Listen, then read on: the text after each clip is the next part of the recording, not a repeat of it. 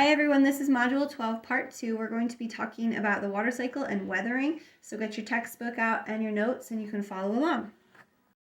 So your book says that 71% of our whole planet's surface is covered in water. So we have a lot of water on this planet. However, only 3% is fresh water. And where is it found?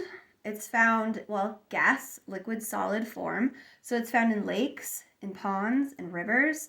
It's also found frozen in glaciers, groundwater, and then in gaseous form in clouds. All of these sources are called the hydrosphere, which is just all the water on a planet, and we're talking about planet Earth. So the majority of Earth's water supply is in the oceans as salt water, which we obviously can't drink.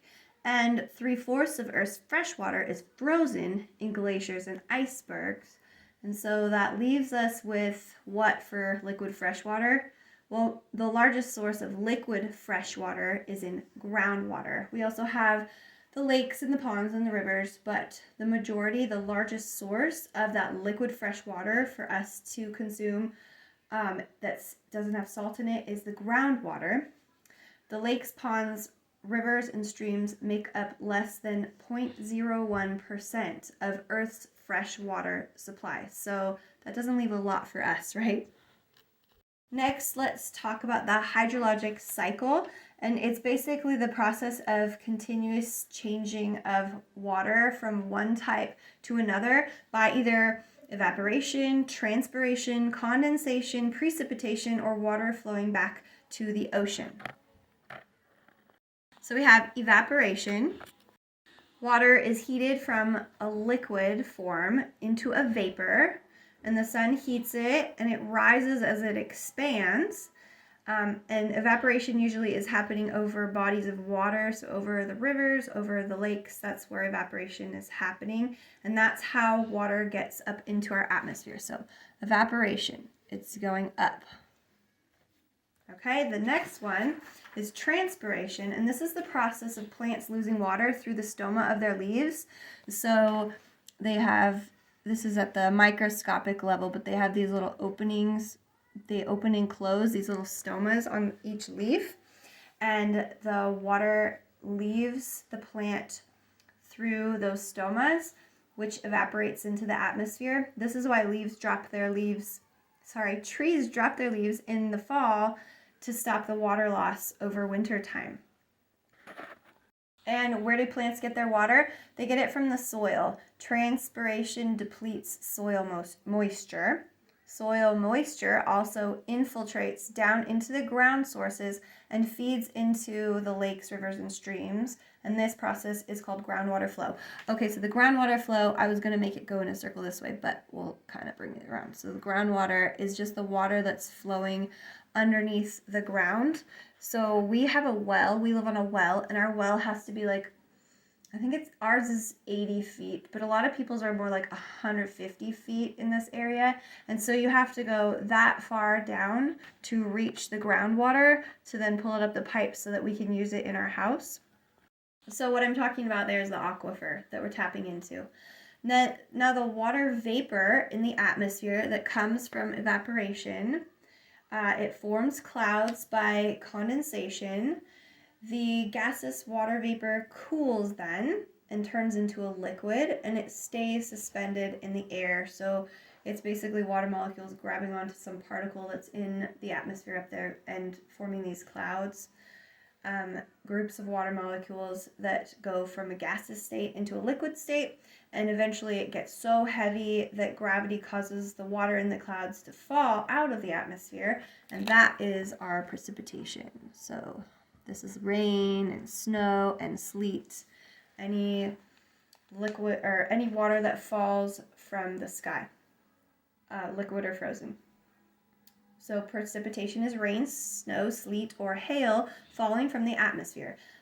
That precipitation can either replenish the soil moisture, or it's going to run off, it's going to become surface runoff in like streams and rivers and end up into a larger body of water. Some of them can flow all the way to the ocean, and then some of that water is going to soak into the ground and turn into groundwater flow. But those stuff that turns, the stuff that goes into the lakes, okay, then it's going to be evaporated. And so it's this circle. The stuff that goes into the groundwater flow, it's going to be grabbed by the tree roots. They're going to suck up the water, and then transpiration is going to cause it to evaporate, and then condensation in the clouds. So it's this big circle that happens. Okay, review question. Where is most of Earth's liquid fresh water found? Most of Earth's liquid fresh water is found as groundwater. Glaciers have the most fresh water, but it's frozen. So the groundwater is the greatest source of liquid fresh water. Experiment 12.2 is on evaporation, condensation, and precipitation. And so basically we're going to create a saltwater ocean water, and it's going to turn into steam as we heat it up. It's going to cool with the ice against the lid, and it's going to kind of trap it, and it's going to condense, and then it's going to turn to liquid. It's going to run along the lid, and then it's going to precipitate into the bowl. And then you guys can see what happens to the water after it reaches the bowl there. Distillation it's evaporation and condensation. So evaporation up, and then condensation, and then it precipitates back down. So it's doing that to a mixture to separate out a mixture's individual components. For example, if you dissolve something in water, you can boil out the water, evaporate away all the water, and you're left with whatever was dissolved in the water. So it could be salt. You're left with just the salt. Impurities can be separated from water through distillation, and also alcohol purification. And they use this process in crude oil refining as well. I don't know if you can see this image on my computer, but this is a distiller. So evaporation, condensation, it drips down, and there you have the pure water on that side, and you're left with whatever impurities were in the liquid in here. Now we're going to get into weathering. So weathering is the wearing down or breaking of rocks wherever they're located, which forms sediments. There's mechanical weathering, which is a physical process of breaking rocks into smaller fragments, or there's chemical weathering. So I think we'll start with mechanical weathering. And these physical changes do not alter the chemical composition of the rock. In mechanical weathering, the changes occur by wind, water, and ice. The first one is ice wedging, and you have a picture of an example, a couple examples on page 452. Ice wedging is the most common form of mechanical weathering. Water enters the cracks in the rock, and then it freezes. And remember what happens to water when it freezes? It's one of the only things that in its solid form it expands. So when the water freezes in the crack, it expands, and over time it wedges the rock farther and farther apart until it just cracks. This is how potholes form and cracks in the road form. They get worse and worse as that water gets in there and freezes and expands. The next form of mechanical weathering is abrasion. You can see this in the sea glass picture down here. Abrasion occurs when one rock bumps or grinds or scrapes against another rock. So rocks rolling down a hill will bump into each other, and strong winds can blast sand at stationary rocks. The movement of glaciers cause ice to scrape against rock. Ocean waves can break down rock, and these are all examples of abrasion. And then we have biomechanical weathering. There's a few pictures on page 453 of your book. And biomechanical weathering, so bio is life, right? So biomechanical weathering occurs by life, so plant or animal. Plant roots can crack rocks by wedging them apart as they grow, as their roots grow. Burrowing animals can push soil around and wear down rock. So those are examples of biomechanical weathering. If you want to do this experiment at home, it might be kind of fun. if you pick up one of these pumice stones, they might have them at the dollar store or like Walmart, pretty cheap for, like $1. But you go ahead and get one of these, and it's in the beauty supply section. It's pumice, and it's very porous. It's an igneous rock. So what you're going to do is you're going to put it in a plastic baggie, and you're going to fill the bag with water, and then you completely cover the pumice stone. You zip it up and you put it in your freezer for a few hours and make sure that it's all frozen, and then you remove it from the freezer and you allow it to thaw.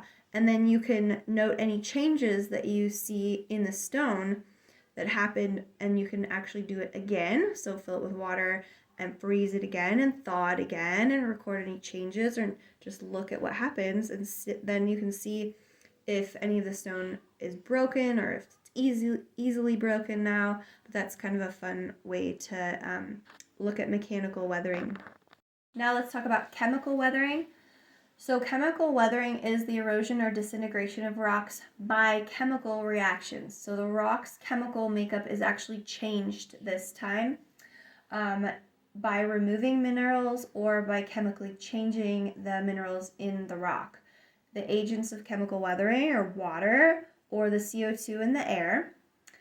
Water is excellent at dissolving minerals, right? We've talked about how it's a universal solvent, and water can remove minerals by dissolving them and then washing them away, or they can cause a chemical reaction between a compound, which is a mineral, and water. That would be hydrolysis. One example of hydrolysis is feldspar in granite rocks. And with the process of hydrolysis, it's actually changed to clay, but there's a chemical change that's going on. And so you can see in this chemical reaction, if I can get it in the middle there, that water is one of the reactants, and the reactants are different than the product. So there is a chemical change. Also, oxidation causes rust. That's just iron and O2. And that's another chemical change, so it's chemical weathering. The carbon dioxide that's in our atmosphere, it combines with water in the raindrops, and so when it rains down, it actually makes a weak carbonic acid that can make pits or holes in the rock. So that's another example of chemical weathering. These are red rocks, and they're red because of the iron in them. And this is an example of that oxidation, the iron and O2 reacting, and also the holes left in rocks when the acid rain reacts with the rock surface. The weathering breaks down the rock into sediment, and then the erosion is the process of it being transported. That sediment is transported away from the original rock. It moves away chunks of rock downhill by the force of gravity, and also water is very heavy and is a strong force and can cause erosion. Anybody that's ever played in the sandbox with water or at the beach knows all about erosion with water, especially if you've built a sandcastle and then a wave comes along and just erodes away at the side of your sandcastle until that sediment is transported away. Water is very powerful at erosion, and it can cause land features as the water is moving. So channels are formed in the soil by frequent runoff, then they become gullies, and then eventually they become streams, and then eventually they become these large V-shaped valleys. And you can see that in the photo in your book.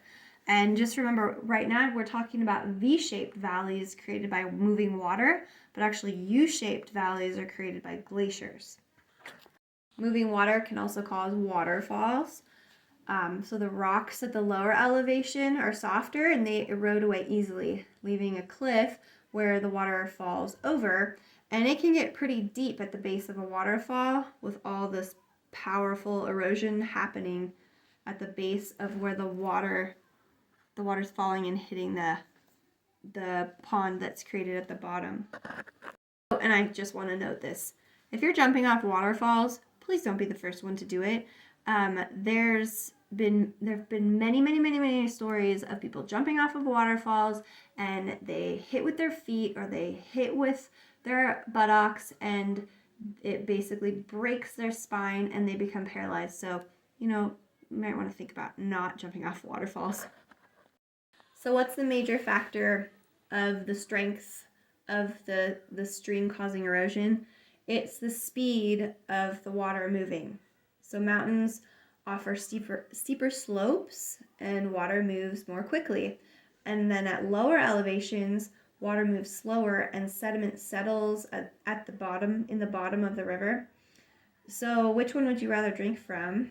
A mountain stream or a lower elevation stream where the water is moving slower? You want the one where the water is moving really fast and it's carrying away the sediment and bacteria and whatever yuckiness is in there. So you're going to have a fresher drink of water when the water is moving faster at those steeper slopes. As the stream reaches flatter, more gentle slopes, a floodplain can form. So if you've seen areas at the shore of a river or a stream where it looks like water's previously been there, but it's dried up, that is a floodplain that you're looking at. It's a flat area around a stream only covered by water during a flood. You can see that in the picture here. And erosion shapes out these streams. In these S-curves, where would you look for a sandy beach? Which part of the curve would you look for a sandy beach at?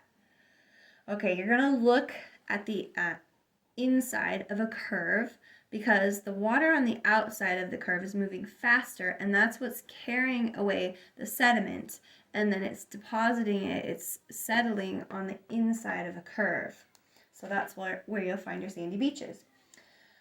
A meander is a curve in a channel of water carved out by the erosion of the outer part of a curve.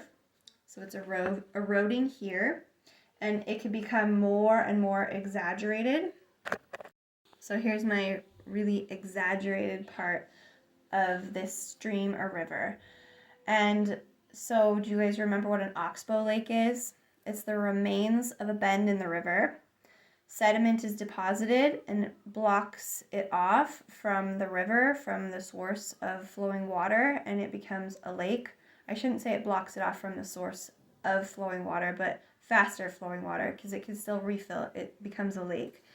And so the river kind of reroutes itself. It's depositing sediment here and blocking this part off, and then it keeps flowing this way. Okay, so then this right here, and this sediment deposits here, this right here becomes its own lake, and it's in this oxbow kind of shape. There's your picture of it right there, the oxbow lake. And then we have alluvial fans and deltas. So alluvial fans form from when melting snow causes downhill floodwaters to carry the sediment. When it reaches a flat area, the flow slows and the water seeps into the ground, leaving behind sediments. It looks like a sandy beach with no lake or river around it. It's just a sandy beach on dry land. And then deltas form where water slows when entering a lake or an ocean, and the river deposits sediment before entering the large body of water. Some will form triangular shapes, which is kind of what we think of when we think of a delta, that triangular shape. So here you can see the river going through here, and then that triangular shape. And it looks green because there's vegetation, because the water is moving so slowly and it's depositing all this sediment. Remember, as we're going along here, to be writing something down for each thing we're talking about. Now we're talking about groundwater erosion features. So how are caves formed? So water soaks or flows underground, causing groundwater erosion.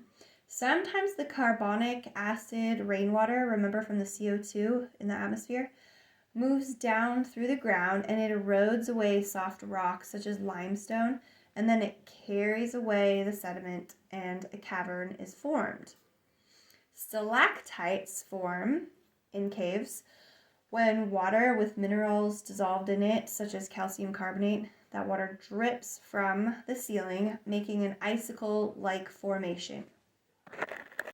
Stalactites has a C in it, C for ceiling, and then stalagmites has G in it, G for ground. So stalagmites form when water drips all the way to the floor. Okay, and it leaves those mineral deposits. They're pretty cool. And then a column is formed if a stalactite and a stalagmite join together when they meet. We actually have some cool caves in Washington, and one of them is 10 miles north of Medellin Falls, Washington. So up north from us, it's called the Gardner Cave Tour. It's part of Crawford State Park, and it's pretty cool. You guys should go check it out. It has some of these features in it. Sinkholes form when the land surface above collapses or sinks into the cavities below, the cavities that have formed by this erosion, or when surface material is carried downward into the voids below. And they can be pretty big and surprising. Glaciers are that frozen freshwater source that we have. Glaciers form when snow remains in the same area year-round and accumulates, causing the bottom layers to turn to glacial ice by compression. It forces the snow to recrystallize. So glaciers are actually constantly moving. Even though they're moving really slowly, they can move 100 feet per year. Some of them can move faster than that, but they're pretty slow most of the time. And they're really effective at weathering, eroding, and depositing sediment. They can carry and dump enormous amounts of rocks and sediment. Glaciers are mechanical weathering by the process of abrasion or plucking. So abrasion is where it is scraping along the ground and it's picking up these rocks and carrying it with them. Glacial plucking happens when cracks in the bedrock are widened by the water getting in there and freezing and expanding. And so the cracks are widened and chunks of rock break loose, and then they freeze to the bottom of the glacier, and then they're carried away by the glacier. Glaciers can make landforms. Remember, the V-shaped valleys are made by rivers and streams causing that erosion happen. And the U-shaped valleys are glacier carved. A cirque is a smooth bowl-shaped surface carved by a glacier. Once again, hopefully you can see this, but it's kind of like an ice cream scoop came and scooped out that large chunk of rock there. The glacier formed a cirque. Glaciers can also cause ridges and horns. Ridges are formed between cirques that are carved out close together, and a horn is formed by several ridges connecting to form a pyramid shape. It's chiseled out by glaciers to be that way. Glaciers can form glacial lakes, and glacial lakes form in the depressions left by the glaciers. They're found in the mountains usually, and they're fed by glacial meltwater. Then there's also kettle lakes, which are what the Great Lakes and the Finger Lakes in New York are. They're called kettle lakes, and they're formed by melting blocks of ice left behind from a retreating glacier, and these are fed by groundwater or precipitation typically. The kettle lakes are often circular or oval shaped, and the glacial lakes are often more elongated and in various different shapes.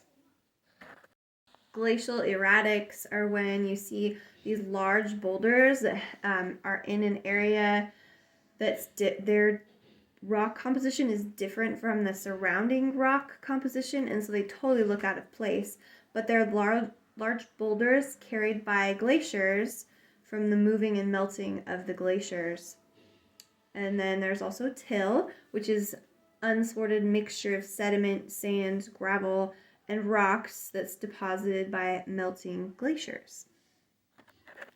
Wind can also cause land features. Wind can carry sediment. The stronger winds carry larger pieces of sediment and rock, and this is mechanical weathering by abrasion or wind erosion. It occurs in areas that have less vegetation that holds the soil in place, so it can just be swept away by the wind. So we have deflation, which is the process of sorting the lighter rocks from the heavier rocks.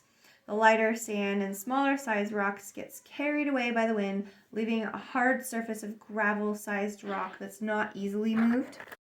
And sand dunes, of course, when that sand is moved, we can get something, it's pronounced less, but it's Loess.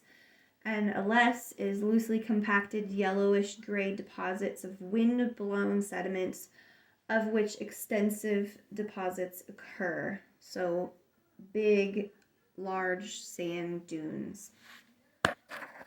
This one down here is more of a less, and see how it's that yellowish color and it's being carried by this storm that's happening.